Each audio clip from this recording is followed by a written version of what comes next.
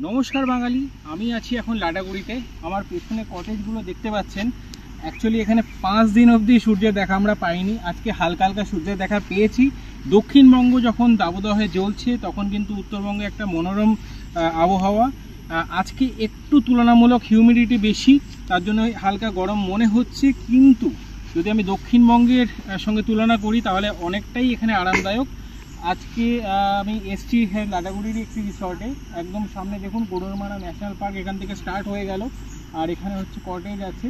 তো আপনারা চাইলে এখানে এসে বর্ষাটা উপভোগ করতে পারেন। মনসুনে কিন্তু অনেকেই আসে এখানে, অনেকেই সময় কাটাতে চায়, কেননা ডুয়ার্সে বর্ষাকালে একটা যে মানে অন্যরকম একটা পরিবেশ থাকে, সেটা কিন্তু চট করে আপনি শীতকালে বা অন্য সময় পাবেন না। আর এখানে চারিদিকে মানে আরও কিছুদিন, মানে এখনও তো অ্যাকচুয়াল যে বর্ষাকাল সেটা কিন্তু এখনও আসেনি। অ্যাকচুয়াল বর্ষা স্টার্ট হলে চারিদিকে আরও সবুজ হয়ে যাবে, দেখতে আরও ভালো লাগবে। জঙ্গলের মাঝখান দিয়ে প্রায় 8.5 কিলোমিটার রাস্তা, আপনাদের খুব সুন্দর লাগবে। আর এখানে হচ্ছে কি, আমি বলে দিই আপনাদের যে মানে অলরেডি মানে 5 দিন হয়ে গেল কন্টিনিউ বৃষ্টি না হলেও কিন্তু মেঘলা, আমরা রোদের দেখা কিন্তু পাইনি। আজকে 6 নম্বর দিন, আজকে আমরা হালকা রোদের দেখা পাচ্ছি, তাই আমি ভিডিওটা বানালাম।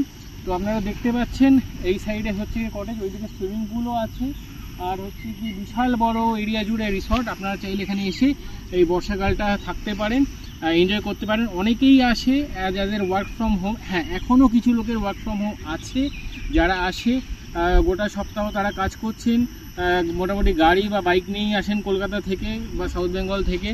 তারা যখন তাদের সময় পাচ্ছেন তখন তারা বেরিয়ে যাচ্ছেন, চারিদিকে ঘুরে আবার চলে আসছেন, রুমে বসেই কাজ করছেন।